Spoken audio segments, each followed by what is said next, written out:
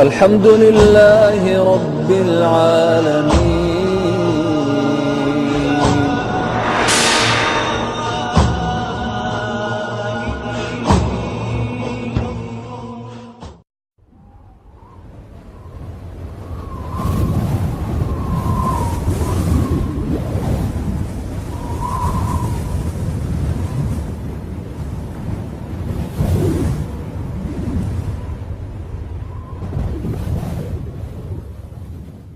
بسم الله الرحمن الرحيم.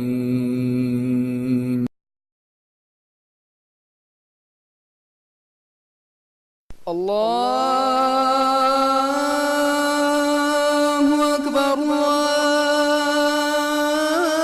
الله أكبر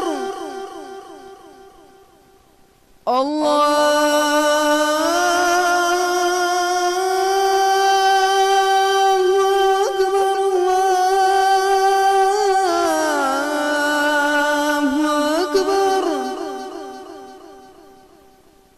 أشهد أن لا إله إلا الله.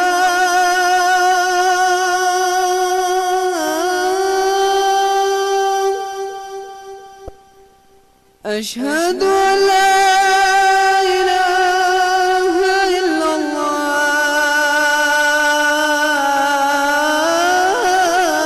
تو پانی کی جو طبیعت ہے، واٹر کا جو مزاج ہے، اس کی جو افتاد طبع ہے، وہ سیلان ہے، امتزاج ہے، اختلاط ہے، ملنا ہے. لیکن عجیب بات تو یہ ہے کہ پانی پانی میں نہیں مل رہا ہے. کوئی ہے جو طبیعت ایک ہونے کے باوجود دونوں کو ملنے نہیں دیتا. کوئی ہے جو روکے ہوئے ہے اس کو. یہ اللہ کے وجود کی سب سے بڑی دلیل.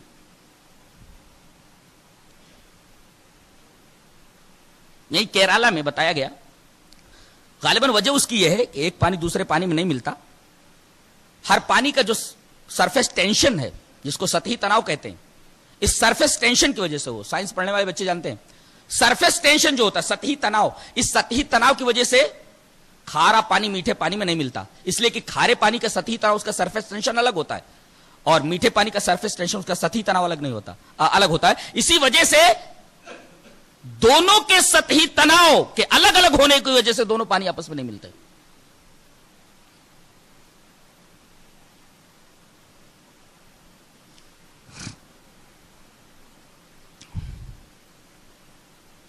اس کے بعد سورہ واقعہ شروع ہو رہی ہے. بتایا گیا کہ قیامت کے دن 3 گروپ ہو جائیں گے. وَكُنْتُمْ أَزْوَاجًا ثَلَاثًا. تمام کے تمام انسان 3 گروہوں میں تقسیم ہو جائیں گے. وَكُنْتُمْ أَزْوَاجًا ثَلَاثًا. کون کون سے گروہ ہوں گے؟ وَالسَّابِقُونَ السَّابِقُونَ أُولَئِكَ الْمُقَرَّبُونَ. ایک گروہ تو یہ ہوا مقربین بارگاہ الہی کا. فَأَصْحَابُ الْمَشْأَمَةِ، اور ایک اصحاب المیمنہ. تو یہ 3 گروہ ہو جائیں گے. اس کو اس طرح سمجھیں جیسے مقام عزت، اللہ کی کرسی یہاں ہے، اللہ کی کرسی سامنے، اور ایک خط کھینچیے دائیں طرف، یہ اصحاب میمنہ ہے داہنی طرف والے، اور ایک خط بائیں طرف کھینچیے، یہ اصحاب مشأمہ ہے بائیں بازو والے، اور بیچ میں اللہ کے قریب مقربین بارگاہ الہی ہیں، صدیقین، شہداء، انبیاء. تو یہ کرسی ہے، اللہ کے عرش کی کرسی. دائیں طرف ایک گروہ اصحاب میمنہ داہنی طرف والے، بائیں طرف اصحاب مشأمہ، اور بیچ میں بالکل اللہ کے قریب مقربین بارگاہ الہی والسابقون الاولون. یہ 3 گروہ قیامت کے دن ہو جائیں گے. اور ہوتا بھی ایسے ہے، کہیں اسٹیج جب لگایا جاتا ہے تو بڑے لوگ کہاں بیٹھتے ہیں؟ اسٹیج کے قریب. کچھ لوگ دائیں ہوتے ہیں، کچھ بائیں ہوتے ہیں. اسی طریقے سے دنیا میں جن لوگوں نے اعمال کیے ہیں، مختلف اعمال کی بنا پر ان کے درجات بھی مختلف ہوں گے. جو جس پوسٹ کا ہوگا قیامت کے دن اسے وہ عہدہ اور اسے پوسٹ عطا کر دیا جائے گا.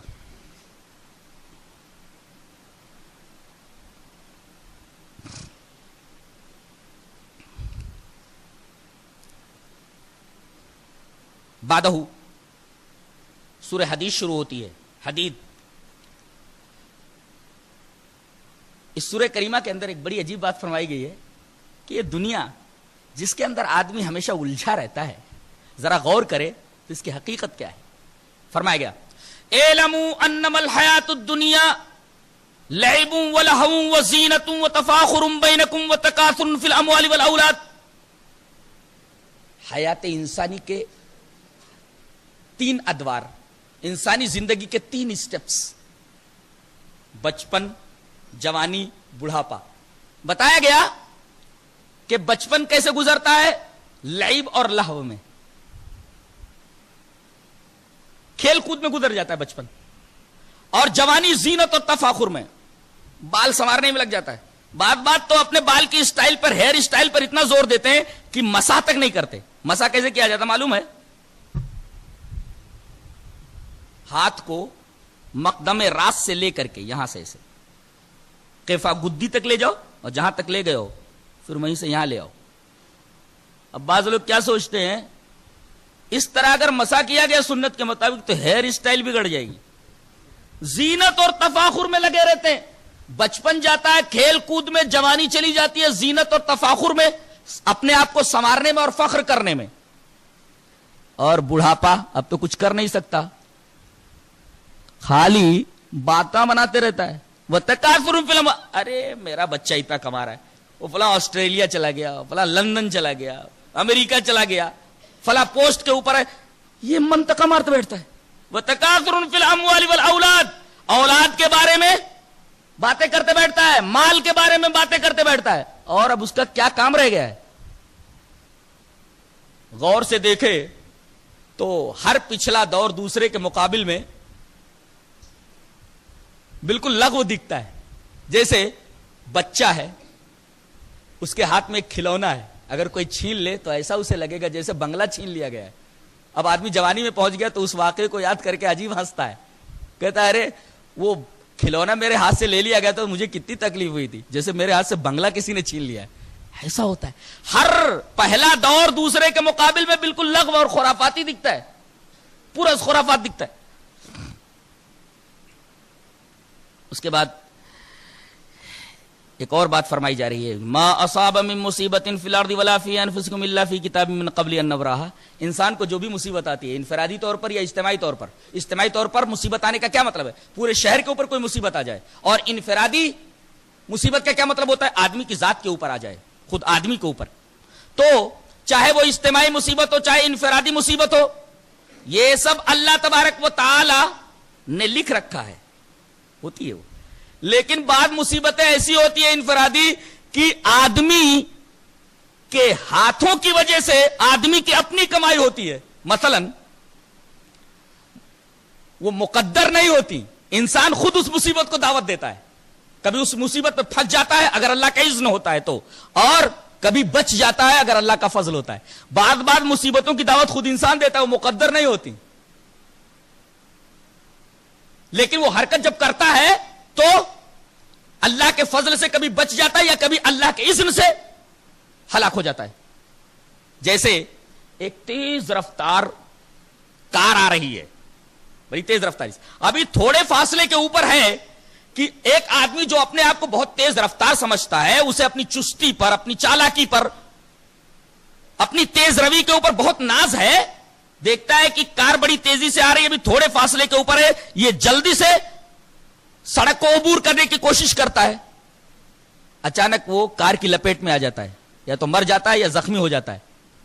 یہ دیکھو، مصیبت کی دعوت اس نے خود دی. اب یہ مصیبت کو دعوت دینے کے بعد جو زخمی ہوا ہے، جو مر گیا ہے، یہ مقدر تو نہیں تھا، دعوت دی ہے اس نے مصیبت کو. اب اللہ تبارک و تعالی نے اس مصیبت کو دعوت دینے کی وجہ سے اس کو یا تو ہلاک کر دیا اور یا پھر زخمی کر دیا. اور کبھی کبھی اللہ کا فضل بھی ہو جاتا ہے، گزرا لیکن کار نے اس کو اچھال دیا، یا تو ایک طرف اچھل کر کے چلا گیا بچ گیا، یا بونٹ کے اوپر آ گیا کار کے بچ گیا اللہ کا فضل، مر گیا. تو چونکہ مصیبت کو دعوت اس نے خود دی ہے، مقدر آ جاتا وہاں پر، اللہ کا اذن آ جاتا اور مر جاتا ہے یا زخمی ہو جاتا ہے. اس کے بعد یہ فرمایا گیا کہ اہل کتاب کے اوپر ہم نے رہبانیت کو فرض نہیں کیا تھا، انہوں نے اپنے اوپر فرض کر لیا تھا. رہبانیت کا مطلب جوگی بن جانا، دنیا چھوڑ دینا، جنگلوں میں نکل جانا، پہاڑوں کے غاروں میں رہنے لگنا، یہ رہبانیت ہے. ہم نے عیسائیوں کے اوپر نصرانیوں کے اوپر رہبانیت تھوپی نہیں تھی، فرض نہیں کی تھی، انہوں نے خود رہبانیت اختیار کر لی تھی. وَرَهْبَانِيَّةً ابْتَدَعُوهَا مَا كَتَبْنَاهَا عَلَيْهِمْ إِلَّا ابْتِغَاءَ رِضْوَانِ اللَّهِ فَمَا رَأَوْهَا حَقَّ رِعَايَتِهَا. اللہ تبارک و تعالیٰ نے فرمایا کہ یہ رہبانیت انہوں نے ایجاد کی ہے، بدعت تھی، ہم نے ان کے اوپر فرض نہیں کی. الا ابتغاء رضوان اللہ، صرف اللہ کی خوشنودی کے انہوں نے ایسا کیا تھا. یہاں بدعت کی تعریف معلوم ہوئی کہ آدمی کسی عمل کو ثواب سمجھ کر کرے اور اللہ اور اس کے رسول نے اس کا حکم نہ دیا ہو، کتاب و سنت میں اس کی نظیر موجود نہ ہو، اور آدمی اس عمل کو ثواب کی خاطر کرے تو اس کو بدعت کہتے ہیں. جیسا کہ فرمایا گیا وَرَهْبَانِيَّةً ابْتَدَعُوهَا، ایجاد کیا انہوں نے، مَا كَتَبْنَاهَا عَلَيْهِمْ، ہم نے فرض نہیں کیا، إِلَّا ابْتِغَاءَ رِضْوَانِ اللَّهِ، ثواب کی خاطر انہوں نے ایسا کر لیا تھا. تو بدعت کی تعریف خود قرآن نے کر دی کہ کوئی آدمی کسی عمل کو ثواب سمجھ کر کرے اور کتاب و سنت میں اس کی کوئی دلیل موجود نہ ہو.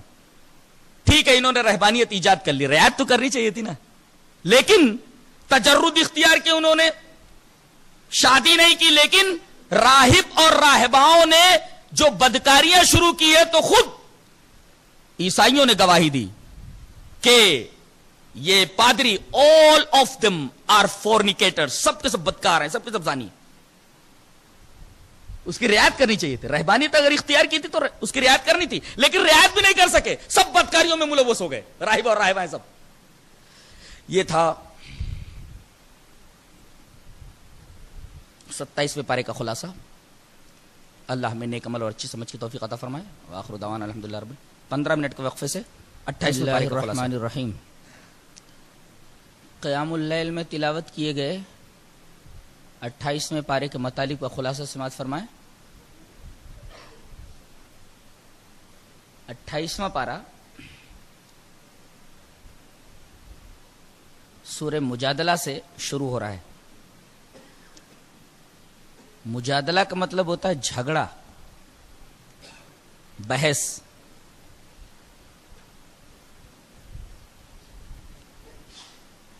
پہلی آیت اس طرح ہے: قد سمع اللہ قول التي تجادلك في زوجها وتشتكي الى الله والله يسمع تحاوركما ان اللہ سميع بصیر.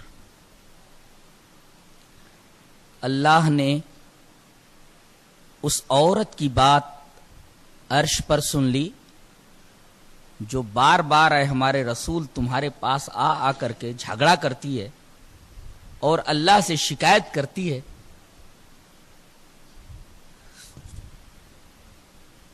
وہ جو بات بولتی ہے وہ بھی ہم سن رہے ہیں، آپ جو اس کا جواب دے رہے ہیں وہ بھی ہم سن رہے ہیں. واللہ یسمع تحاورکما، دونوں کی گفتگو برابر سن رہے ہیں.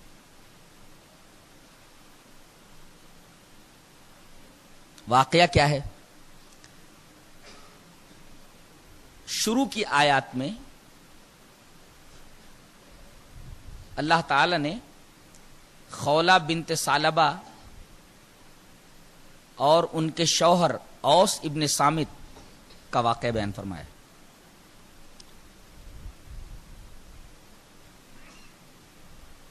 اوس ابن صامت اور حضرت خولہ دونوں بوڑھے ہو گئے تھے. غصے میں آ کر کے حضرت اوس ابن صامت نے اپنی بیوی خولہ بنت ثعلبہ سے یہ کہہ دیا: انت علی کظہر امی، تو میرے اوپر میری ماں کی پیٹھ کی طرح ہے. گزشتہ جاہلی زمانے میں اس طریقے کا جملہ کوئی شخص اگر اپنی بیوی سے کہہ دیتا تھا تو یہ طلاق کے مرادف سمجھا جاتا تھا، عورت اس کے اوپر حرام ہو جاتی تھی. اس کو اصطلاحی طور پر مسئلہ زہار کہا جاتا تھا. اوس ابن صامت رضی اللہ تعالی عنہ نے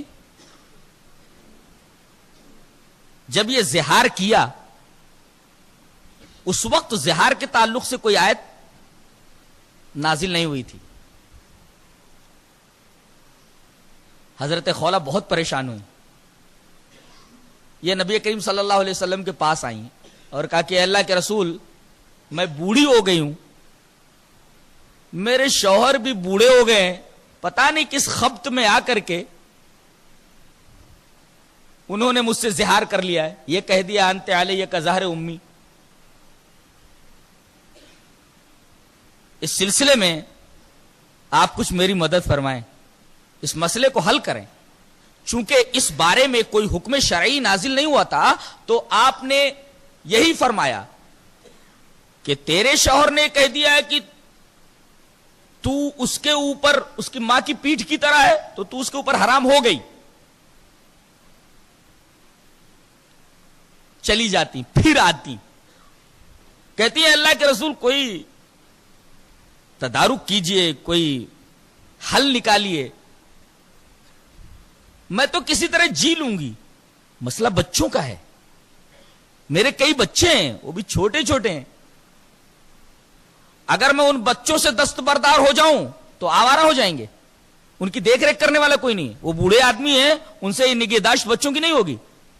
تو اگر میں دستبردار ہو جاؤں تو بچے ضائع ہو جائیں گے, اور اگر میں اپنے پاس رکھوں تو اللہ کے رسول میں ان کا خرچہ کیسے اٹھاؤں, میں ان کو کھلاؤں پلاؤں کیسے.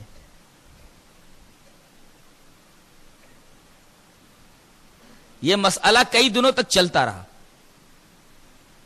اللہ تبارک و تعالیٰ نے اس عورت کے اوپر رحم فرمایا اور اس مسئلے کو واضح طور پر حل کر دیا گیا کہ اگر کوئی آدمی اپنی بیوی سے زہار کرے, یہ بول دے کہ تو میرے اوپر میری ماں کی پیٹھ کی طرح ہے, تو وہ تو اس وقت حرام ہو جائے گی, لیکن اس کا کوئی کفارہ دے دے تو پھر حلال ہو جائے گی. کفارہ بتایا گیا 3 چیزوں میں سے ایک چیز کرنا ہے, یا تو پے در پے 2 مہینے کے روزے رکھے, بیچ میں کہیں کٹ اپ نہیں ہونا چاہیے, ڈائریکٹ 2 مہینے تک مسلسل روزے رکھے, یہاں تک کہ اگر اس نے 59 دن کے روزے رکھے اور 1 دن چھوڑ دیا تو پھر سے اسٹارٹ کرے. پے در پے 2 مہینے کے روزے, فصیام شہرین متتابعین, 2 مہینے کے پے در پے روزے. اور اگر کوئی آدمی 2 مہینے پے در پے روزے نہیں رکھ سکتا تو اس کے لیے کہ ایک غلام آزاد کرے. اور اگر کوئی آدمی غلام آزاد کرنے پر بھی قادر نہیں تو پھر تیسرا حل یہ ہے کہ 60 مسکینوں کا اوسط درجے کا کھانا کھلائے.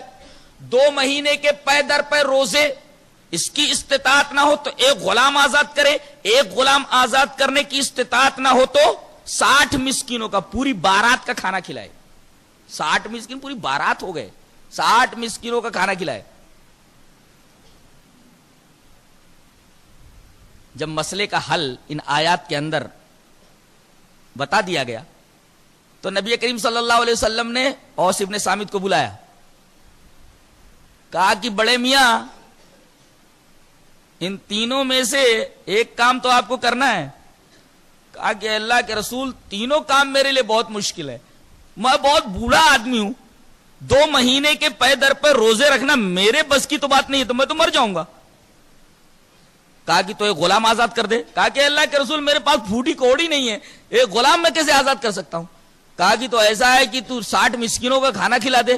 کہا کہ اللہ کے رسول اس کی بھی سکت میرے پاس نہیں ہے, میں تو ایک آدمی کا کھانا نہیں کھلا سکتا.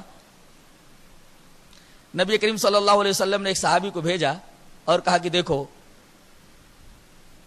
میری جو ازواج ہیں, کسی بھی زوجہ کے پاس کچھ ہے؟ ایک زوجہ مطہرہ کے پاس کہیں سے ایک ٹوکری کھجور کی آئی ہوئی تھی, کھجور کی پوری ٹوکری رکھی ہوئی تھی. خبر بھجوائی گئی کہ فلاں زوجہ مطہرہ کے پاس کھجور کی ایک ٹوکری ہے. آپ نے فرمایا کھجور سے بھری ہوئی وہ ٹوکری یہاں لے آؤ. اور وہ کھجور کی ٹوکری اوس ابن صامت کو دیتے ہوئے آپ نے فرمایا جا اسے غریبوں کے درمیان بانٹ دے. کہا کہ اللہ کے رسول پورے مدینہ میں سب سے زیادہ غریب ہوں. کہا کہ تو ہی لے جا, پوری کی پوری ٹوکری کھا جا.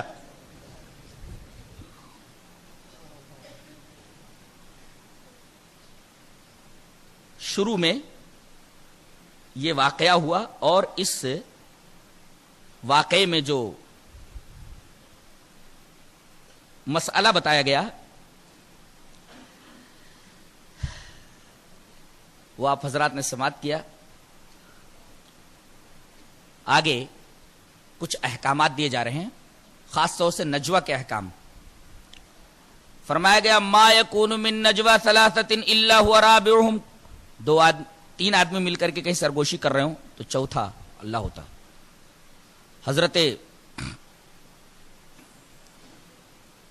عبداللہ ابن مسعود رضی اللہ تعالیٰ عنہ سے روایت ہے کہ نبی کریم صلی اللہ علیہ وسلم نے ارشاد فرمایا کہ اگر تین آدمی کہیں ہوں تو دو آدمی الگ جا کر کے آپس میں سرگوشی نہ کریں،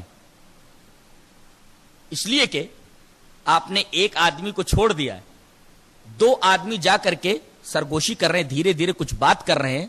ہو سکتا ہے کہ جس کو آپ نے نظر انداز کر دیا ہے، تیسرے ساتھی کو چھوڑ دیا ہے، وہ یہ سوچنے لگے کہ شاید میری برائی کر رہے ہوں، میرے بارے میں کچھ بات کر رہے ہوں، اس کا دل پریشان ہوگا. دیکھیے اللہ تبارک و تعالی مومنوں کے جذبات کا کتنا خیال رکھتا ہے. وہ یہ پسند نہیں کرتا کہ کسی مومن کا دل کسی مومن کی وجہ سے دکھے. منع کر دیا گیا کہ تین آدمی ہو تو دو آدمی اٹھ کر کے الگ جا کر کے تیسرے کو چھوڑ کر کے سرگوشی نہ کریں، دھیرے دھیرے بات نہ کریں. اگر بات کرنا ہو تو تینوں ایک ساتھ بیٹھیں پھر بات کریں.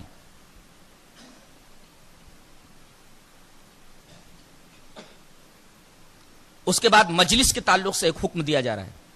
یا ایھا الذین آمنوا اذا قیل لکم تفصحوا فی المجالس فافصحوا یفصح اللہ لکم واذا قیل انشزوا فانشزوا یرفع اللہ لکم. کہ اے ایمان والو، جب تم کسی مجلس کے اندر بیٹھے ہوئے ہو اور تم سے یہ کہا جائے اذا قیل لکم تفصحوا کہ ذرا مجلس میں کشادگی پیدا کرو، تو مجلس کے اندر کھل کر کے بیٹھو، تنگی پیدا نہ کرو، آنے والوں کے لیے جگہ پیدا کرو. یہ مجلس کے آداب میں سے ہے. حضرت عبداللہ ابن عمر رضی اللہ تعالیٰ نے فرمایا کہ رسول اللہ صلی اللہ علیہ وسلم نے یہ ارشاد فرمایا ہے کہ کوئی آدمی جب کسی مجلس کے اندر آئے، پہلے سے کوئی آدمی بیٹھا ہوا ہو تو اس کو اٹھا کر اس کی جگہ نہ بیٹھے. یہ اور بات ہے کہ کوئی آدمی اٹھ کر کے یہ دیکھے کہ آنے والا بیمار ہے یا بوڑھا ہے، اس کو اٹھ کر کے اگر اپنی جگہ دے دے تب تو جائز ہے. لیکن کوئی آدمی آ کر کے کسی کو اٹھا کر اس کی جگہ بیٹھے، یہ مجلس کے آداب کے خلاف ہے، یہ جائز نہیں ہے. نبی کریم صلی اللہ علیہ وسلم نے اسے منع فرمایا. نیز مجلس کے اندر کشادگی پیدا کرنے کا باقاعدہ حکم دیا گیا ہے کہ مجلس کے اندر کشادگی پیدا کرو، تنگی پیدا نہ کرو، تاکہ بعد میں آنے والے لوگوں کے لیے بیٹھنے کی کوئی تکلیف نہ ہو. یا ایھا الذین آمنوا اذا قیل لکم تفصحوا فی المجالس فافصحوا یفصح اللہ لکم. اے ایمان والو، جب تم سے کہا جائے کہ مجلسوں کے اندر کشادگی پیدا کرو تو تم کشادگی پیدا کرو، تو اللہ تمہارے لیے کشادگی پیدا کر دے گا. اللہ اکبر. لوگ یہ سمجھتے ہیں کہ یہ دنیا کا معاملہ ہے. نہیں، اگر آپ دینی مجلس کے اندر ہیں تو اس کا دینی فائدہ ہے، اور دینی فائدے کے ساتھ ساتھ آپ کو دنیاوی فائدہ بھی ہے. اگر آپ مجلس میں کشادگی پیدا کریں گے تو اللہ آپ کے لیے کشادگی پیدا فرما دے گا. اب وہ کشادگی کیا ہے؟ تمہارے رزق کے اندر کشادگی، اولاد کے اندر کشادگی، مال کے اندر کشادگی، ساری چیزیں آ گئی. یفصح اللہ لکم، اللہ تمہارے لیے کشادگی پیدا کر دے گا. بظاہر ہم یہ سمجھ رہے کہ مجلس کے اندر کشادگی پیدا کرنا ہے صرف دنیاوی معاملہ نہ ہے، یہ دینی معاملہ ہے. اس سے ثواب مرتب ہوتے ہیں دنیاوی اور دینی، جیسا کہ آیت کریمہ سے ظاہر ہے.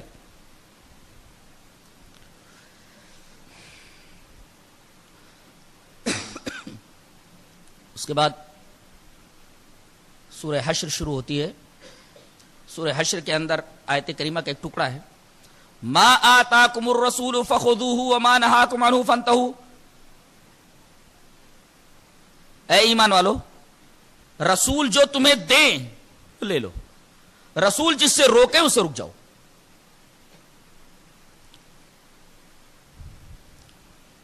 حضرت عبداللہ ابن مسعود رضی اللہ تعالیٰ عنہ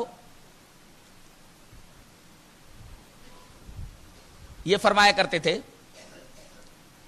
کہ نبی کریم صلی اللہ علیہ وسلم نے یہ فرمایا ہے کہ اللہ نے لعنت فرمائی ہے گودنا گدانے والی عورت کے اوپر اور خود گودنے والی عورت کے اوپر. ایک ہے گودوانے والی، اس کے اوپر بھی لعنت فرمائی ہے، خود جو گودتی ہے اس کے اوپر بھی لعنت فرمائی، اور اس عورت کے اوپر بھی لعنت فرمائی ہے جو بھاؤں کے بال خوبصورتی کے لیے اکھاڑے. اسی طریقے سے اس عورت کے اوپر بھی لعنت فرمائی ہے جو دانتوں کے درمیان کشادگی پیدا کرے خوبصورتی کی وجہ سے، خوبصورت لگنے کے لیے. تو ایک صحابیہ آئیں، کہنے لگی کہ یہ مسئلہ کہاں سے بتا رہے ہو؟ تم تو کہہ رہے ہو یہ قرآن میں ہے. حضرت عبداللہ ابن مسعود یہی فرمایا کرتے تھے کہ یہ سب قرآن میں ہے. تو وہ عورت آتی ہے، کہتی ہے کہ یہ جو مسئلہ تم بتا رہے ہو کہ اللہ نے لعنت فرمائی ہے یہ قرآن میں ہے، ہم نے قرآن کو شروع سے آخر تک پڑھ ڈالا، یہ مسئلہ تو کہیں نظر نہیں آ رہا ہے، تمہارے پاس کوئی دوسرا قرآن ہے کیا؟ تو حضرت عبداللہ ابن مسعود رضی اللہ تعالیٰ نے فرمایا، اللہ کی بندی تو نے بات سمجھا نہیں. حقیقت یہ ہے کہ یہ بات نبی نے فرمائی ہے. نبی نے کیا فرمایا؟ اللہ نے لعنت کی ہے گودنا گودنے والی عورت کے اوپر، گدوانے والی عورت کے اوپر، بھاؤں کے بال خوبصورتی کی وجہ سے اکھاڑنے والی عورت کے اوپر، اسی طریقے سے دانتوں کے درمیان حسن و جمال کو بڑھانے کے لیے کشادگی پیدا کرنے والی عورت کے اوپر. یہ بات میں نے قرآن کی اس آیت کی روشنی میں کہی ہے. ما آتاکم الرسول فخذوہ وما نہاکم عنہ فانتہوا. رسول جو تمہیں دے اسے لے لو، جس چیز سے روکے اس سے رک جاؤ. تو وہ چیز بھی آ گئی نا اس کے اندر. یہ آیت کریمہ اور عبداللہ ابن مسعود کا یہ استدلال بہت ہی عجیب و غریب ہے، جو یہ ثابت کرتا ہے کہ قرآن حکیم کے ساتھ ساتھ نبی کریم صلی اللہ علیہ وسلم کی احادیث صحیحہ بھی حجت ہیں. منکرین حدیث کے لیے ایک تعزیانہ ہے یہ، اور منکرین حدیث کا زبردست رد ہے جو کہتے ہیں کہ قرآن ہمارے لیے کافی ہے، ہم کو احادیث کی ضرورت نہیں ہے.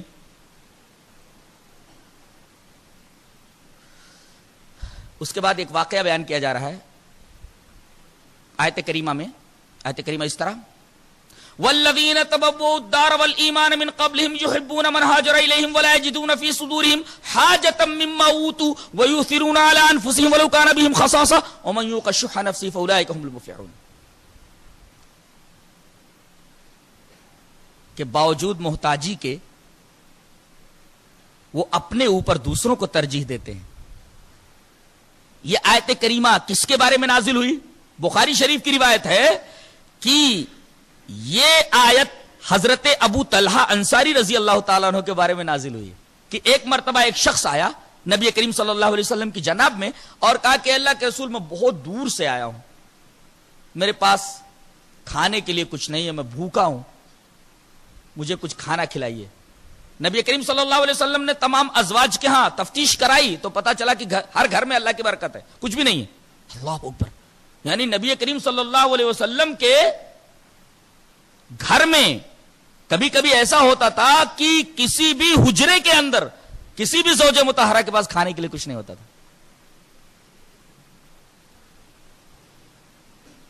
خبر یہ آئی کہ تمام ازواج مطہرات کے ہاں اللہ کی برکت ہے، کسی کے پاس کچھ نہیں. آپ صلی اللہ علیہ وسلم نے اعلان فرمایا، دیکھو یہ میرا مہمان ہے، کون ہے جو اس کی مہمان نوازی کرے اللہ اس کے اوپر رحم فرمائے. یہ جملہ ہے نبی کا بخاری شریف کی روایت میں. کون ہے جو میرے اس مہمان کو کھانا کھلائے، اس کی مہمان نوازی کرے، اللہ اس کے اوپر رحم فرمائے. اتنا کہنا تھا کہ سب سے پہلے حضرت ابو طلحہ رضی اللہ تعالیٰ عنہ کھڑے ہوئے اور کہا کہ اللہ کے رسول آپ کے اس مہمان کی میں مہمان نوازی کرتا ہوں. اپنے گھر لائے، اپنی بیوی ام سلیم سے پوچھا کچھ کھانے کے لیے ہے؟ کہا کہ شام کے لیے وہی بچوں کا کھانا رکھا ہوا ہے، اگر رات میں بچوں کو کھانے کے لیے کچھ نہیں ملا رات بھر سونے نہیں دیں گے. کسی طرح سلا بھی دیا گیا، رات میں بھوک سے اٹھ جائیں گے، رات بھر سونے نہیں دیں گے. کہا کہ اللہ کی بندی میں نے نبی کے مہمان کو اپنا مہمان بنا لیا ہے. جانتے ہو نبی نے کیا کہا ہے؟ کہا کہ جو میرے اس مہمان کی مہمان نوازی کرے اللہ اس کے اوپر رحم فرمائے. خوش ہو گئی وہ. کہا کہ بچوں کو کسی طریقے سے بہلا پھسلا کر کے سلا دیں گے، یہ کھانا مہمان کو دے دیں گے، مہمان کھا لے گا. کہنے لگی لیکن ایک پرابلم ہے، ایک پریشانی ہے. کہا کہ کیا؟ کہا کہ جب کھانے بیٹھیں گے تو ہم دونوں کو بھی بیٹھنا پڑے گا، صاحب خانہ کو تو بیٹھنا ہی پڑے گا. اگر ہم نہیں کھائیں گے تو وہ شرم سے نہیں کھائے گا اور اس کا پیٹ نہیں بھرے گا، کھانا ایک ہی آدمی کا ہے. کہا کہ ایک کام کریں گے، ایک ترکیب نکالیں گے، جیسے ہی دسترخوان کے اوپر کھانا رکھ دیا جائے گا ہم لوگ بھی بیٹھ جائیں گے، اللہ کے رسول کا مہمان کھانا شروع کرے گا، اتنے میں کسی بہانے سے چراغ کو بجھا دیں گے، وہ یہ سمجھے گا کہ ہم بھی اس کے ساتھ کھا رہے ہیں، اللہ کے رسول کا یہ مہمان شکم سیر ہو کر کے کھا لے گا۔ ایسا ہی ہوا۔ صبح جب فجر کی نماز پڑھنے کے لیے حضرت ابو طلحہ مسجد نبی میں پہنچے، جیسے ہی نماز ختم ہوئی نبی کریم صلی اللہ علیہ وسلم نے ان کی طرف مسکرا کر کے دیکھا، کہا کہ اللہ کے رسول مسکراہٹ آپ کی بڑی پیاری، کچھ کہنا چاہتے ہیں؟ کہا کہ ہاں، رات میں جو تم نے میرے مہمان کے ساتھ کیا، جبرائیل نے آ کر کے مجھے سب کچھ بتا دیا ہے، تمہارے بارے میں یہ آیت کریمہ نازل ہوئی ہے، والذین تبوؤوا الدار والایمان من قبلہم یحبون من ہاجر الیہم ولا یجدون فی صدورہم حاجۃ مما اوتوا ویؤثرون علی انفسہم ولو کان بہم خصاصہ ومن یوق شح نفسہ فاولئک هم المفلحون۔ کامیابی کی ضمانت دی گئی، ایسے لوگ کامیاب ہیں۔ آیت کریمہ جب انہوں نے سنا، کہا کہ اے اللہ کے رسول، یہ خوشخبری جبرائیل نے سنا، یہ آیت میرے بارے میں نازل ہوئی۔ اللہ کے رسول نے فرمایا یہ آیت تیرے بارے میں نازل ہوئی ہے، تجھ جیسے لوگوں کے بارے میں نازل ہوئی ہے۔ فوراً حضرت ابو طلحہ انصاری رضی اللہ تعالیٰ عنہ زاروں قطار رونے لگے۔ کیسے کیسے لوگ تھے کہ ان کے بارے میں، ان کے عملوں کے تعلق سے اللہ تبارک و تعالیٰ قرآن میں آیت نازل فرماتا تھا۔ اس کے بعد شیطان کی ایک حرکت بیان کی جا رہی ہے۔ کہا یہ جا رہا ہے، پہلے تو پیٹھ تھپ تھپاتا ہے،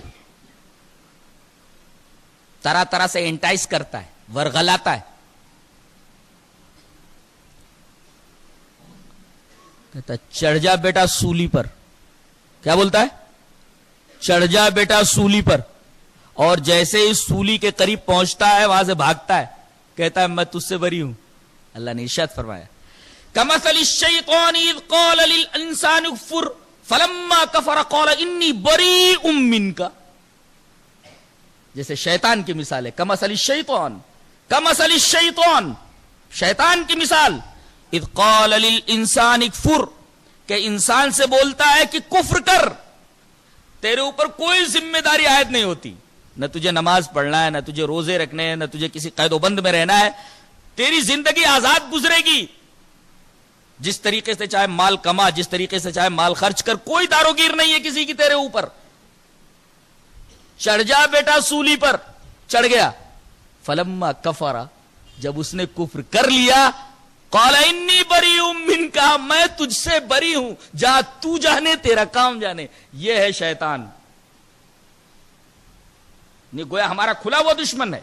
انٹائسنگ کے ذریعے، ترغیب کے ذریعے، تحریض کے ذریعے، پرچانے کے ذریعے، لبھانے کے ذریعے ہم سے حرام کام کروا لیتا ہے، اور حرام کام کروانے کے بعد جو مصیبت آنے والی ہوتی ہے، اس مصیبت کے برداشت کرنے میں ہمارا شریک نہیں ہوتا، فوراً بھاگ لیتا ہے یہ کہہ کر کے انی بریء منک، میں تجھ سے بری ہوں۔ اور قیامت کے دن بھی وہی بولے گا، میں نے کہا تھا کہ تم میری عبادت کرو، میں نے کہا تھا میری بات مانو، میں نے تمہارے اوپر کوئی زور زبردستی کی تھی؟ نہیں، ما کان لی علیکم من سلطان الا ان دعوتکم فاستجبتم لی، صرف میں نے تمہیں بلایا تھا، تم لوگوں نے قبول کیوں کیا؟ میں نے تمہارے اوپر زور ڈالا تھا۔ انی کفرت بما اشرکتمونی من قبل، میں تمہارے ہر شرک کا آج انکار کرتا ہوں۔ اللہ اکبر، دنیا میں بھی انکار کر دیتا ہے اور آخرت میں بھی انکار کر دے گا۔ اتنا بڑا دشمن کبھی سنا ہے آپ نے کہ کتنا بڑا دشمن ہے یہ؟ قرآن حکیم بتا رہا ہے کہ یہ تو تمہارا اتنا بڑا دشمن ہے، اس سے الحذر، الحذر، بچتے رہو، بچتے رہو اس سے۔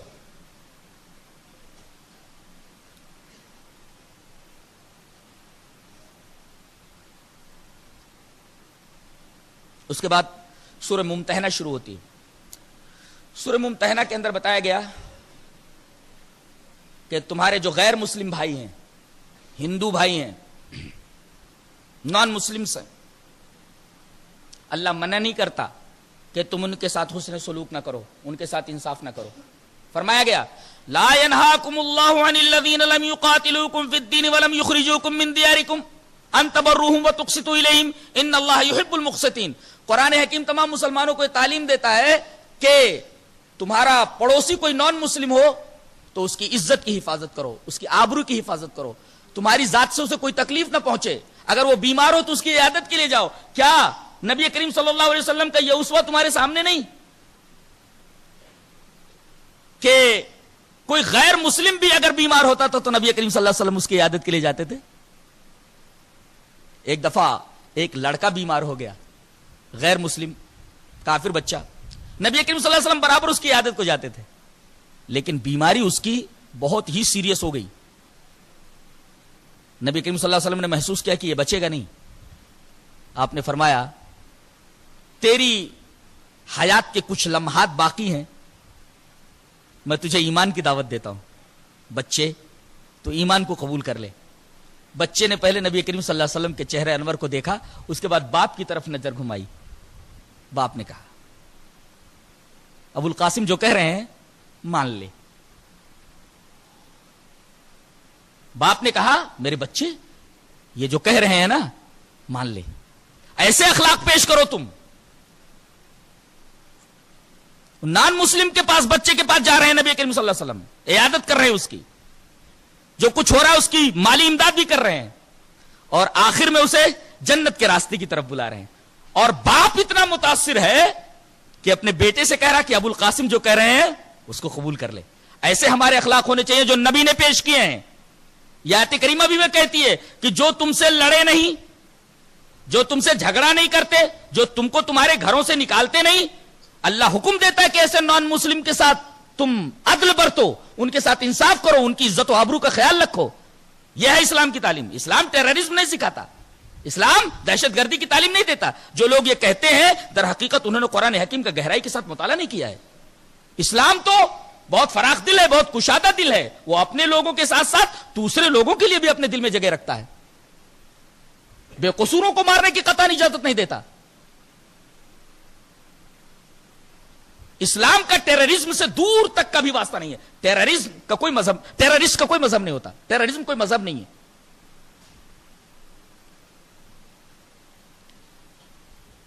جہاد اور ٹیررزم دونوں الگ الگ چیزیں ہیں. جہاد کے اصول ہوتے ہیں, ضابطے ہوتے ہیں فتنے کو ختم کرنے کے لیے, دنیا سے بدعملی کو, بدکرداریوں کو, ظلم کو ختم کرنے کے لیے جہاد فرض کیا گیا ہے. جہاد ٹیررزم کا نام نہیں ہے. جہاد اعلی مقاصد کے لیے ہوتا ہے اور اس کے کچھ اصول اور ضابطے ہیں. ہر آدمی تلوار اٹھا لے یہ جہاد نہیں ہے, اس کو جہاد نہیں کہتے. یہاں آیت کریمہ میں وہی فرمایا گیا کہ تم اپنے نان مسلم بھائیوں سے بھی عدل کرو, انصاف کرو, ان کے ساتھ اپنے اخلاق پیش کرو, ان کی عزت و آبرو کی حفاظت کرو. بھوکے ہو تو کھانا کھلاؤ, ننگے ہو تو کپڑا پہناؤ.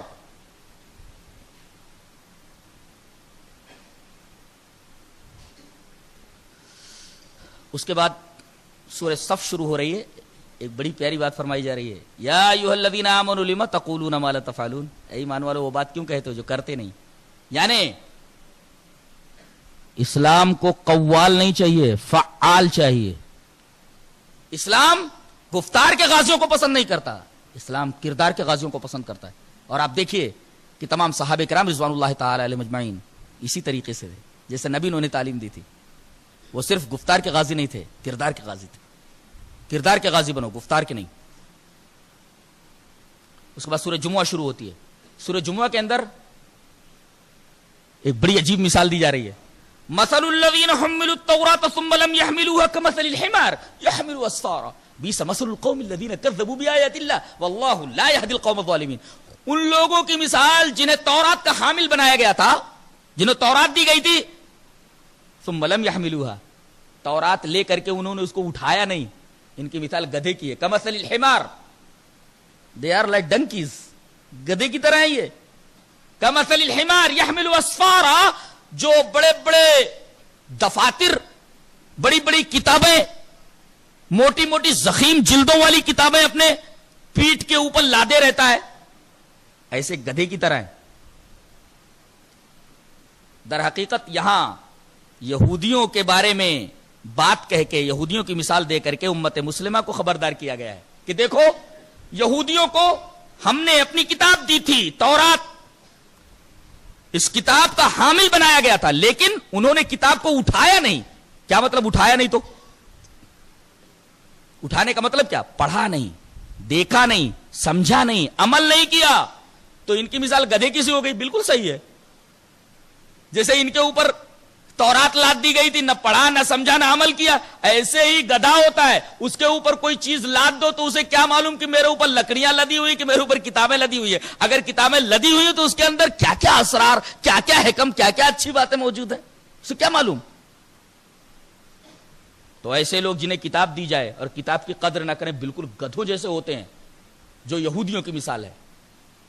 امت مسلمہ کو خبردار کیا گیا، بیس مثل القوم الذین کذبوا بآیات اللہ۔ عجیب بات ہے، یعنی کتاب کو نہ پڑھنا، کتاب کو نہ سمجھنا، کتاب کے اوپر عمل نہ کرنا تکذیب بآیات اللہ کے مرادف ہے۔ بیس مثل القوم الذین کذبوا بآیات اللہ، گویا کہ کوئی قرآن کو پڑھے نہ سمجھے نہ عمل کرے، گویا کہ وہ اللہ کی آیات کا انکار کر رہا، جھٹلا رہا ہے وہ اپنے عمل سے۔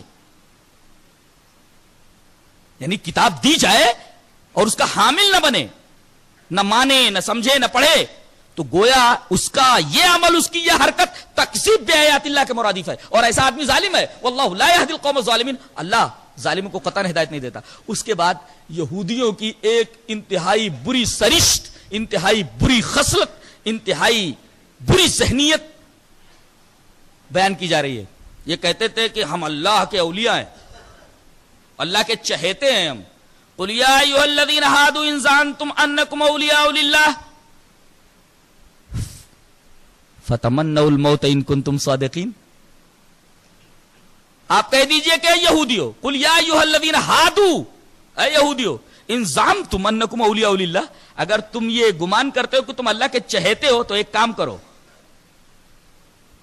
تمہیں اللہ سے بہت محبت ہے، تو جس سے محبت کرتا ہے کوئی اس سے ملنے کے لیے بہت تڑپتا ہے۔ اب تم اس سے بڑی محبت کرتے ہو، اس کے چہیتے ہو، تو ایسا کرو مر جاؤ نا، فتمنوا الموت، موت کی تمنا کرو، جیسے مرو گے تیسے اللہ کے پاس پہنچ جاؤ گے، ملاقات ہو جائے گی۔ فتمنوا الموت ان کنتم صادقین، تمہارا یہ دعویٰ اس وقت سچ مانا جائے گا جب تم موت کی تمنا کر کے بتاؤ، اگر تم سچے ہو تو۔ اشارہ اس بات کی طرف کیا گیا کہ یہ زندگی کے اتنے حریص ہیں کہ اگر ان کو ہزاروں سال کی زندگی دے دی جائے تب بھی یہ زندگی سے نہیں اکتائیں گے، موت سے تو یہ بہت زیادہ گھبراتے ہیں، موت سے ان کو الرجی ہے، موت کا نام سن لے تو کئی دن ان کا کھانا ہضم نہیں ہوگا، کھانا نہیں کھائیں گے۔ اشارہ اس بات کی طرف ہے کہ موت کا خوف، یہ دیکھیے غور سے دیکھیے، موت کا خوف ان کے کانشینس ہی میں نہیں، ان کے سب کانشینس میں بھی بیٹھا ہوا ہے، ان کے لاشعور میں جا کر جاگوزی ہو گیا ہے۔ یہ کوئی ایسی جنگ نہیں لڑ سکتے، یہ اس طریقے کا مقابلہ نہیں کر سکتے جس میں موت یقینی ہو۔ اللہ نے فرمایا یہ بزدل ہے، یہ موت کی تمنا تو وہ لوگ کرتے ہیں جنہیں دنیا سے محبت نہیں ہوتی۔ اللہ فرما رہا ہے یہ موت کی تمنا نہیں کر سکتے، ان کے لاشعور میں موت کا خوف بیٹھا ہوا ہے، یہ ایسی جنگ کر ہی نہیں سکتے، میدان میں آ ہی نہیں سکتے جس میں موت یقینی ہو۔ انہیں زندگی سے بہت محبت ہے، موت سے الرجی ہے۔ قرآن نے خود ان کی بزدلی کی طرف اشارہ کر دیا، یہ کیا ٹکیں گے، یہ تو مسلمانوں کی بدعمالیاں ہیں، اسی وجہ سے وہ ہمارے سر پہ سوار ہیں، ہم ہمارے اوپر نہیں بلکہ پوری دنیا کے اوپر سوار ہیں۔ اس کے بعد ارشاد فرمایا جا رہا ہے یا ایھا الذین آمنوا اذا نودی للصلاۃ من یوم الجمعۃ فاسعوا الی ذکر اللہ۔ ویسے تمام دن اللہ ہی کے مقرر کردہ ہیں، تمام دن اللہ ہی نے بنائے، لیکن بعض دنوں کی بعض خصوصیات ہوتی ہیں۔ تمام مہینے اللہ ہی نے بنائے، 12 مہینے اسی وقت سے ہیں جب سے یہ کائنات بنی ہے۔ اللہ نے فرمایا ان عدۃ الشہور عند اللہ 12 شہرا فی کتاب اللہ یوم خلق السماوات والارض۔ جب سے یہ کائنات بنی ہے، کائنات کی تخلیق کے وقت سے لے کر کے اللہ کی نظر میں، اللہ کے ہاں مہینے 12 ہیں، لیکن تمام مہینوں کی قدر یکساں نہیں ہے۔ اللہ تبارک و تعالی نے رمضان کے مہینے کو جو فضیلت بخشی ہے کسی اور مہینے کو نہیں بخشی، ایسے ہی ہفتے میں جو فضیلت، جو عظمت جمعہ کی ہے، جمعہ کے دن کی ہے، کسی اور دن کی نہیں۔ تو اے ایمان والو، اس کے لیے خصوصیت سے تم جمعہ کا خیال رکھو۔ یہاں عالم یہ ہے کہ جب امام جمعہ کے خطبے کے لیے کھڑا ہو جاتا ہے تب کچھ لوگ اپنے اپنے گھروں سے نکلتے ہیں۔ یہ بھی بہت بڑی بدنصیبی ہے امت مسلمہ کے لیے۔ یا ایھا الذین آمنوا اذا نودی للصلاۃ من یوم الجمعۃ فاسعوا الی ذکر اللہ، جیسے ہی اذان دے دی جائے نماز جمعہ کے لیے فوراً دوڑ پڑو۔ دوڑنے کا مطلب یہ دوڑتے ہوئے آؤ نہیں، باوقار انداز سے چل کے آؤ، یعنی سب دکانیں وغیرہ بند کر دو، گھروں کے اور دیگر جو کام ہیں ان کو ختم کر دو، فوراً مسجد کی طرف روانہ ہو جاؤ، اور اگر دکان میں ہو تو دکان بند کرو، وذروا البیع، خرید و فروخت بند کر دو۔ اس سے یہ پتا چلا کہ نماز تمام ایمان والوں کے لیے ہے، جمعہ کی، چاہے وہ گاؤں میں ہوں اور چاہے شہر میں ہوں۔ بعض لوگ کہتے ہیں کہ دیہات میں جمعہ نہیں ہے، یہاں دیکھیں کہا گیا تمام ایمان والوں کے لیے جمعہ ہے۔ یا ایھا الذین آمنوا فانتشروا فی الارض کہا گیا، نماز جمعہ جب ختم ہو جائے تو زمین میں پھیل جاؤ۔ اس سے مفسرین نے یہ استدلال کیا ہے کہ زمین میں پھیلنا کام کرنے کے لیے یہ حکم مردوں کے لیے ہے، مردوں کے لیے، لہذا عورتوں پر جمعہ فرض نہیں ہے، وہ گھر میں بھی ظہر پڑھ سکتی ہیں، اور اگر مردوں کے ساتھ پڑھیں تو 2 رکعت پڑھ لیں۔ عورتوں پر جمعہ فرض نہیں ہے، وہ گھر میں پڑھ سکتی ہیں، لیکن اگر مسجد میں اس طریقے کا انتظام ہو تو آ کر کے 2 رکعت مردوں کے ساتھ پڑھ سکتی ہیں، ان کے اوپر واجب نہیں ہے۔ تو یا ایھا الذین آمنوا اذا نودی للصلاۃ من یوم الجمعۃ فاسعوا الی ذکر اللہ، سارے کاروبار چھوڑ دو، مسجد کی طرف بھاگو۔ فاذا قضیت الصلاۃ، جب نماز ختم ہو جائے۔ اس سے ایک نقطہ یہ نکلا، اس لیے کہ فاذا قضیت الصلاۃ کے بعد فانتشروا فی الارض، نماز کے ختم ہونے کے بعد زمین میں پھیل جاؤ۔ نماز کے اختتام سے پہلے خطبہ ہے، اس کا ثبوت ملا۔ خطبہ نماز کے بعد نہیں ہے، خطبہ نماز سے پہلے ہے، اس لیے کہ فاذا قضیت الصلاۃ فانتشروا فی الارض، زمین میں پھیل جاؤ نماز کے بعد۔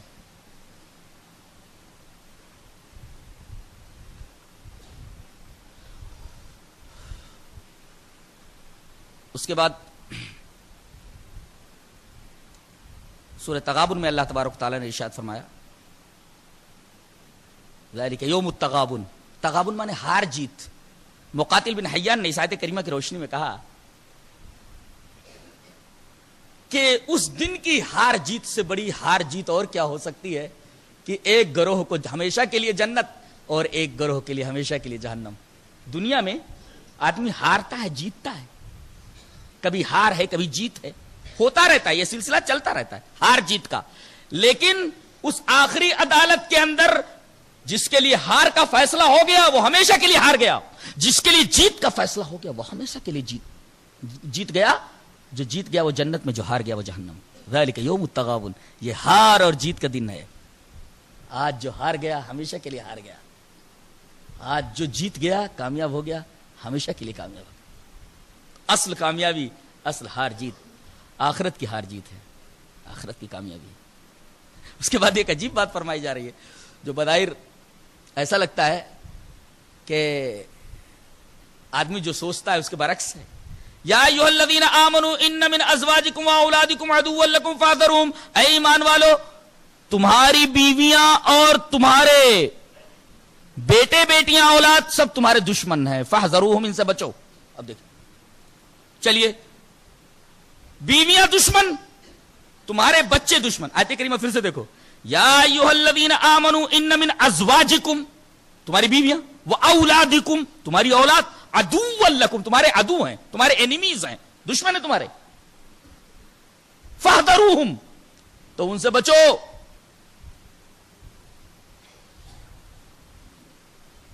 اب یہ ان سے بچو، ریفرین فرام دیم، دور رہو ان سے۔ پھر حق زوجیت کون ادا کرے؟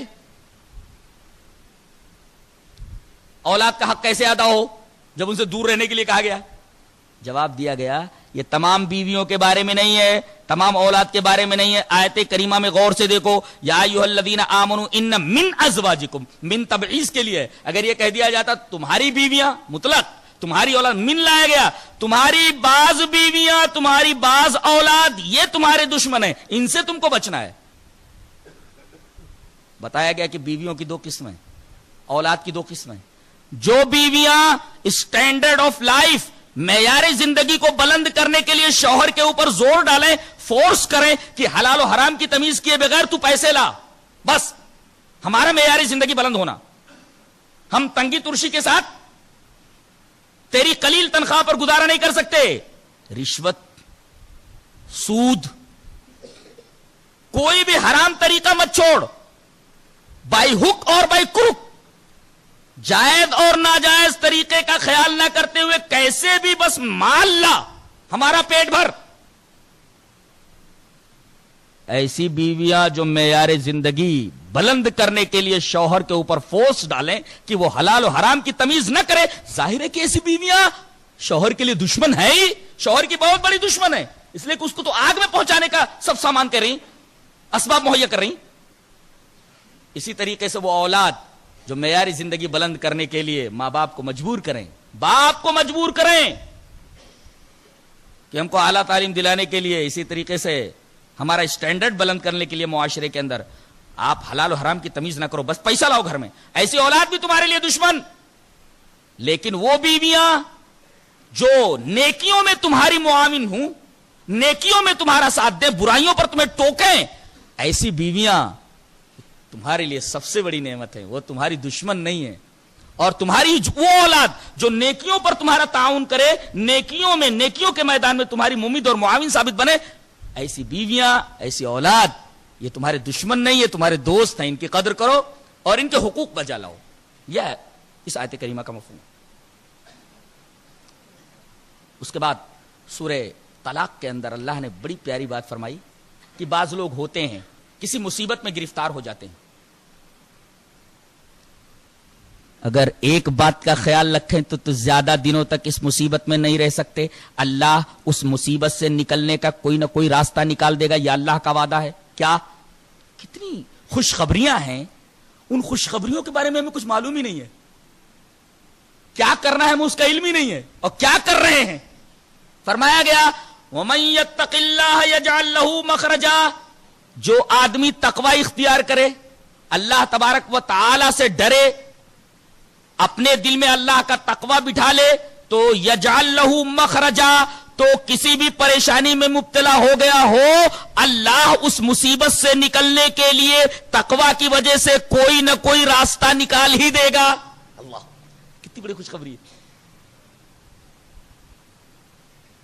اچھا یہ بتاؤ, انسانی زندگی کا برننگ ٹاپک کیا ہے؟ انسانی زندگی کا سلگتا ہوا مسئلہ کیا ہے؟ پیٹ کا مسئلہ ہے. پیٹ, قرآن حکیم میں اس مسئلے کو حل کیا گیا اسی سورہ کریمہ کے اندر. مئو کے ایک مشاعرے میں ہم چھوٹے پڑھ رہے تھے, مئو میں پڑھ رہے تھے, چھوٹے سے ایک مشاعرے میں گئے تھے, تو اس میں ایک شاعر شمسی مینائی نے ایک شعر پڑھا تھا, بڑا اچھا لگا, میرے حافظے میں بیٹھ گیا, کبھی نکلتا نہیں ہوں, اور کبھی کبھی میں کسی موقع پر اس کو ریفر بھی کرتا رہتا ہوں. کہتا ہے, بھوک انسان کو مجبور بنا دیتی ہے, بھوک انسان کو مجبور بنا دیتی ہے, حد تہذیب سے کم وقت نکل جاتا ہے, اور شہر میں آگ جو لگتی ہے تو گھر جلتے ہیں, پیٹ کی آگ میں ایمان بھی جل جاتا ہے. انسانی زندگی کا سب سے سلگتا ہوا مسئلہ, برننگ ٹاپک پیٹ کا مسئلہ ہے, بھوک کا مسئلہ. اللہ فرما رہا ہے وَمَن يَتَوَكَّلْ عَلَى اللَّهِ فَهُوَ حَسْبُهُ, جو اللہ پر توکل کرے اللہ اس کے لیے کافی. اور وَيَرْزُقْهُ مِنْ حَيْثُ لَا يَحْتَسِبْ, جو اللہ پر توکل کرے, جو اللہ کا تقوی اختیار کرے, اللہ اسے ایسی جگہ سے روزی پہنچائے گا جہاں سے پہنچنے کا گمان بھی نہیں ہوتا ہے. پیٹ کا مسئلہ حل کر دیا گیا. سارے مسائل کا حل تو یہاں ہے. آدمی کدھر ڈھونڈ رہا ہے مسائل کا حل؟ سارے مسائل کا حل تو اللہ کی کتاب میں ہے.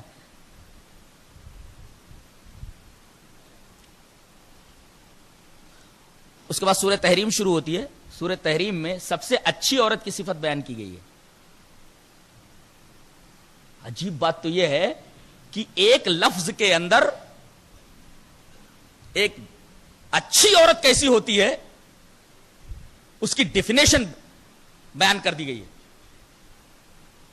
کہیں میں نے پڑھا تھا کہ ایک شخص ایک آدمی سے پوچھتا ہے کہ سب سے اچھی عورت کون, سب سے اچھی بیوی کون؟ جواب دیتا ہے جو مرد کی ضرورت بن جائے. سب سے اچھی بیوی, سب سے کامیاب بیوی. سب سے کامیاب عورت کون؟ جواب جو مرد کی ضرورت بن جائے. یہ معمولی جملہ نہیں ہے, مرد کی ضرورت بن جائے. کیا مطلب؟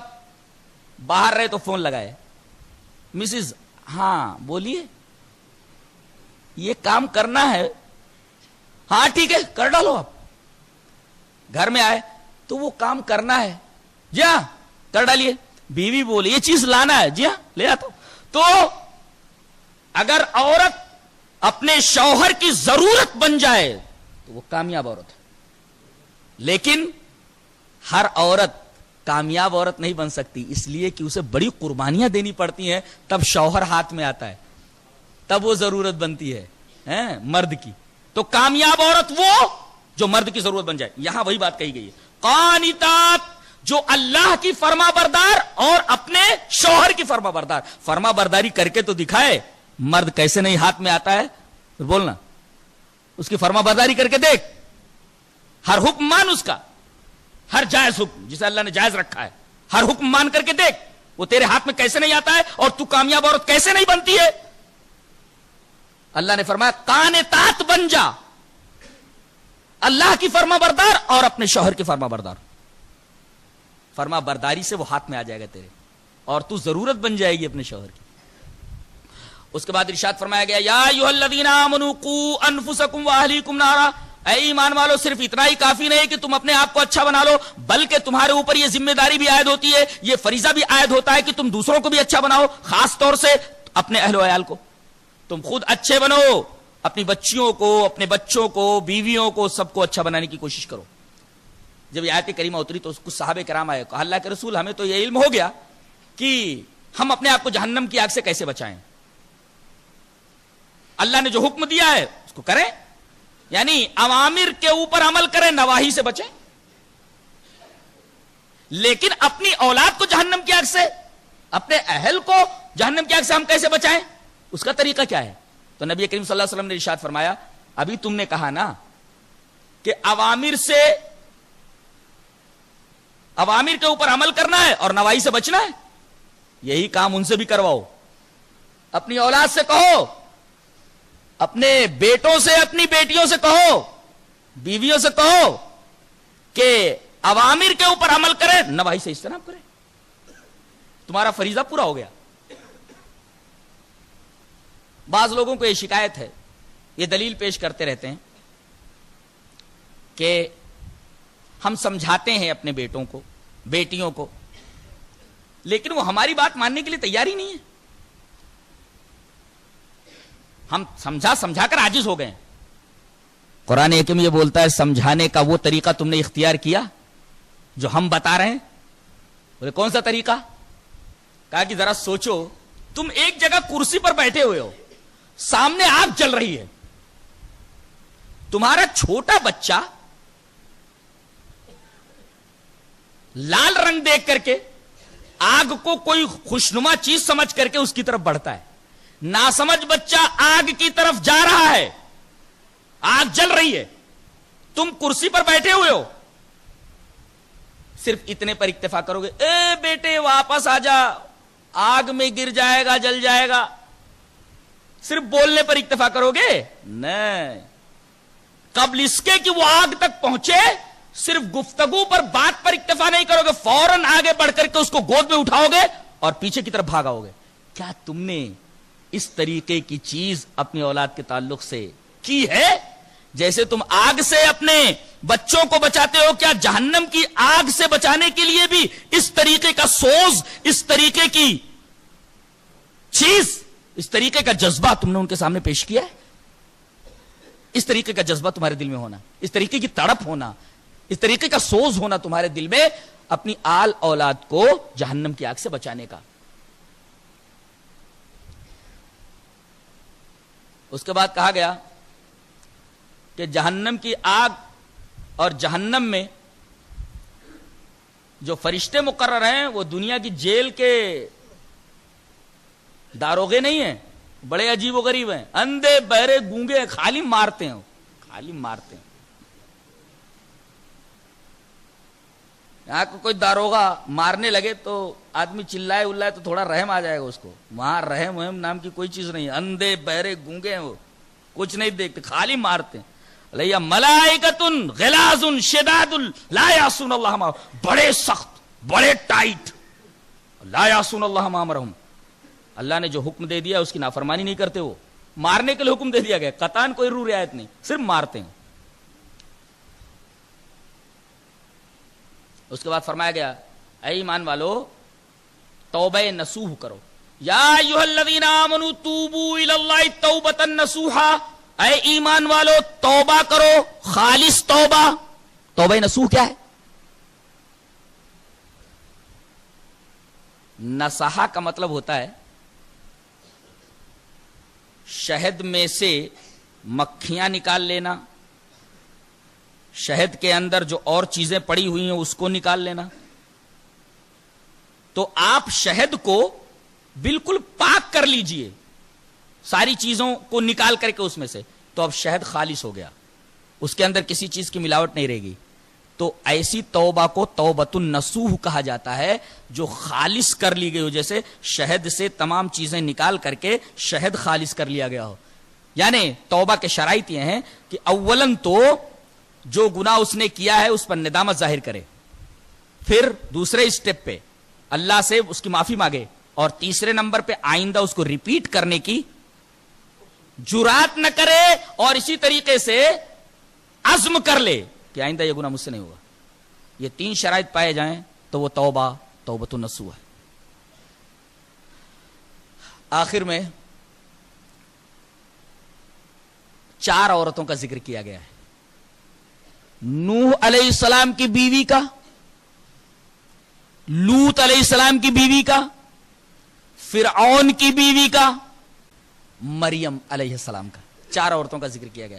وضرب اللہ مثلا تھے، اشارہ اس بات کی طرف ہے کہ لوط کی بیوی کافرہ تھی، نوح کی بیوی بھی کافرہ تھی. پیغمبر کتنا مقرب بارگاہ الہی ہوتا ہے، لیکن بیوی اور شوہر کے درمیان جو رشتہ ہوتا ہے، جو تعلق ہوتا ہے، بڑا لطیف اور بڑا نازک اور بڑا عجیب طریقے کا رشتہ ہوتا ہے. اس گہرے تعلق کے باوجود نوح علیہ السلام اپنی بیوی کو عذاب سے دنیا میں نہیں بچا سکے. اسی طریقے سے لوط اپنی بیوی کو دنیا میں بھی عذاب سے نہیں بچا سکے، اور آخرت میں تو عذاب سے بچانے کا کوئی سوال ہی نہیں پیدا ہوتا ہے. اللہ یہ فرما رہا ہے کہ اگر آدمی کے پاس ایمان نہ ہو، چاہے وہ مرد ہو یا عورت، اپنے اعمال نہ ہوں اچھے، ایمان نہ ہو، تو کوئی بھی تقرب، چاہے وہ نبی کی بیوی ہی کیوں نہ ہو، نبی کا بیٹا ہی کیوں نہ ہو، نبی کا باپ ہی کیوں نہ ہو، صرف تعلق سے، صرف نسبت سے وہ جنت میں نہیں جا سکتا. آج لوگوں کا یہ خیال ہے کہ کسی بزرگ سے نسبت قائم کر لو، کسی صاحب قبر سے تعلق قائم کر لو، کسی مرشد کے مرید بن جاؤ، کسی بزرگ کے ہاتھ پر بیعت کر لو. یہ نسبتیں، یہ بیعتیں، یہ تعلقات، یہ بخشش کے لیے کافی ہیں، قطعاً نہیں. بتا دیا گیا کہ دیکھو 2 پیغمبروں کی بیویاں ہیں، ان کو یہ 2 پیغمبر عذاب الہی سے دنیا میں نہیں بچا سکے، آخرت میں تو بچا ہی نہیں سکتے، دنیا میں نہیں بچا سکے. اور اسی طرح اس کے اپوزٹ دیکھیے آپ، یہاں تو دونوں شوہر نبی ہیں، مومن اور مسلم ہیں، بیویاں کافرہ ہیں. یہاں فرعون کو دیکھو کہ شوہر کافر ہے اور بیوی آسیہ یہ اللہ کی مومنہ بندی ہے، لیکن اپنے شوہر کو نہیں بخشوا سکتی. یہ جنت میں جائیں گی، شوہر کو جنت میں نہیں لے جا سکتی، اس لیے کہ وہ شوہر اللہ کا نافرمان تھا. اسی طریقے سے دیکھیے حضرت مریم، کم سے کم یہاں تو بیویوں کے شوہر ہیں، شوہروں کی بیویاں ہیں، یہاں تو نہ کوئی شوہر ہے، تنے تنائے شادی ہی نہیں ہوئی ہے، لیکن انہوں نے اپنی عفت و عصمت کی حفاظت کی. اللہ تبارک و تعالی نے ان کے درجات کس قدر بلند فرمائے. 3 پارے کے اندر اس کی تفصیل گزر چکی ہے کہ ان کی عفت، پاک دامنی اور عظمت کی بنا پر بغیر موسم کے پھل ان کے کمرے میں رکھے رہتے تھے. اور یہی دیکھ کر کے حضرت زکریا کے دل میں خیال پیدا ہوا کہ اگر میری اس بچی مریم کے پاس بغیر موسم کے پھل آ سکتے ہیں تو میری جوانی کا موسم گزر گیا ہے، میں بوڑھا ہو گیا ہوں، میری بیوی بوڑھیا ہو گئی ہے، کیا اللہ تبارک و تعالیٰ مجھے اولاد نہیں دے سکتا؟ ایسے موسم میں انہوں نے دعا کی اور اللہ تبارک و تعالیٰ نے انہیں یحییٰ جیسی اولاد عطا فرمائی. دیکھو جوانی کا موسم گزر چکا، بوڑھے ہو گئے، لیکن اللہ نے حضرت زکریا علیہ السلام کو اولاد عطا فرمائی. اللہ اس بات پر قادر ہے. کہتے فلاں بابا بھی بیٹا دے دیتے، فلاں بابا بھی جو ہے بیٹی دے دیتے، نہیں، قطعاً نہیں، اللہ ہی دیتا ہے. یہ اور بات ہے کہ اگر آدمی کو یہ محسوس ہو کہ کسی اور در سے، کسی اور آستہ سے یہ چیز حاصل ہوئی ہے، در حقیقت ایسا نہیں ہے. دینے والا بھی اللہ، لیکن سزا اللہ یہ دیتا ہے، میرا در چھوڑ کر کے تو نے دوسرے در سے مانگا ہے نا، دینے والا تو میں ہوں، لیکن مانگنے کی اس غلط حرکت کی وجہ سے تیرا ایمان میں نے سلب کر لیا ہے. یہ تھا 28ویں پارے کا خلاصہ. اللہ ہمیں نیک عمل اور اچھی سمجھ کی توفیق عطا فرمائے. وآخر دعوانا الحمدللہ رب العالمین.